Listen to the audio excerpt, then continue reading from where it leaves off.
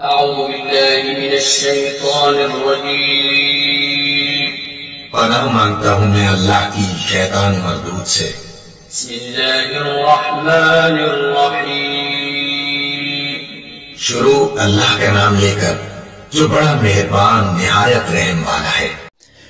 نحمدہ ونصلی علی رسول الکریم اما بعد۔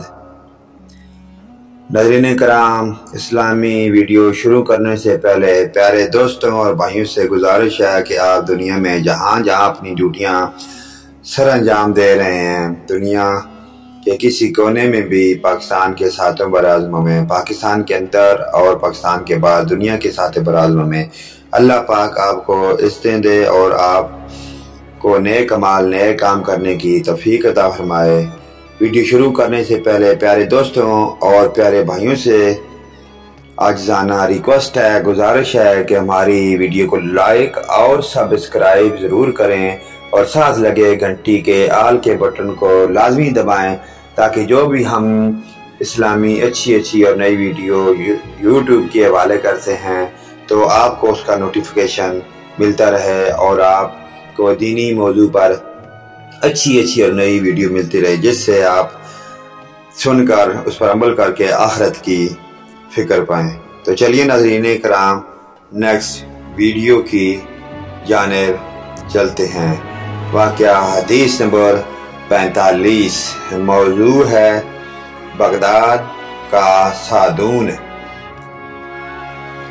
صفحہ تصفوہ جیم دو بہوالا عالم برزخ صحیح اسلامی واقعات صفحہ نمبر 120 تا 122 سے یہ حدیث لی گئی ہے، عالم برزخ سے یہ حدیث لی گئی ہے۔ تو چلیے ناظرین کرام ویڈیو کی جانب چلتے ہیں۔ یحییٰ بن ایوب بیان کرتے ہیں کہ خراسان کے دروازے پر جو قبرستان ہے، ایک دن میں وہاں گیا اور وہاں پہنچ کر ایسی جگہ بیٹھ گیا کہ وہاں سے مجھے قبرستان میں داخل ہونے والا ہر شخص صاف نظر آ رہا تھا، دکھائی دیتا تھا۔ میں نے دیکھا کہ ایک شخص قبرستان میں داخل ہوا، اس حالت میں اس نے اپنا منہ ساتھ چھپایا ہوا تھا اور وہاں ادھر ادھر گھومنے لگا۔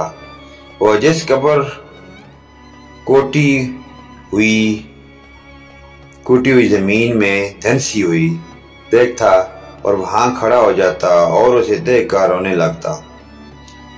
میں اپنی جگہ سے اٹھا اس خیال سے کہ میں بھی اس سے کچھ نفع حاصل کروں۔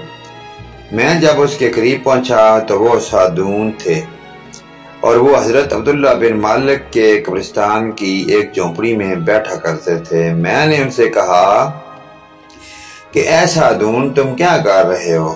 انہوں نے کہا کہ اے یحییٰ، کیا تمہارے پاس وقت ہے کہ ہم دونوں بیٹھ کر ان خاک شدہ جسموں کی حالت پر روئیں، اس سے پہلے کہ ہمارے جسموں کے ساتھ بھی یہی معاملہ ہو اور ان پر رونے والا بھی اس وقت کوئی موجود نہ ہو؟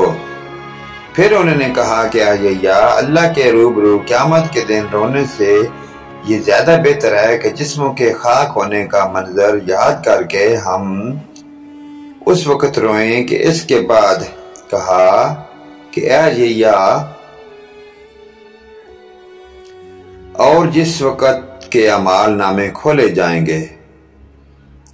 یہ آیت پڑھی اور ایک سخت چیخ ماری اور کہا کہ اے یحییٰ، ہائے افسوس، اس وقت کیا ہوگا جس وقت میرے سامنے لایا جائے گا جو کچھ میرے نامہ اعمال میں لکھا ہوگا۔ یحییٰ کہتے ہیں کہ اس موقع پر میں ان کی یہ حالت دیکھ کر مارے دہشت کے بے ہوش ہو گیا۔ جب مجھے ہوش آیا وہ میرے پاس بیٹھے تھے اور میرا چہرہ اپنی آستین سے صاف کر رہے تھے اور کہہ رہے تھے کہ اے یحییٰ، کہ اگر تم اس وقت فوت ہو جاتے تو تم سے زیادہ کوئی باشرف نہ ہوتا۔ صفحہ تصفوہ تعجیم نمبر 2 جواب بحوالہ عالم برزخ۔ تو ناظرین کرام یہ حدیث لی گئی ہے صحیح اسلامی واقعات صفحہ نمبر 120 سے لی گئی ہے۔ تو ناظرین کرام حدیث نمبر 45 کا عنوان آپ نے سنا کہ بغداد کا شہادون، تو وہ آخرت کی فکر کر کے کتنا رو رہے ہیں، کتنا پریشان ہو رہے ہیں کہ یہی کل اگر ہمارے ساتھ بھی یہ حال ہوگا تو اس سے پہلے کہ ہمیں آخرت کی فکر کرنے کی توفیق عطا فرمائے۔ نیکسٹ ویڈیو لے کر آپ کی خدمت میں ہم دوبارہ حاضر ہوں گے۔ اللہ حافظ، آمین ثم آمین یا رب العالمین، وآخرنا دعوانا ان الحمدللہ رب العالمین۔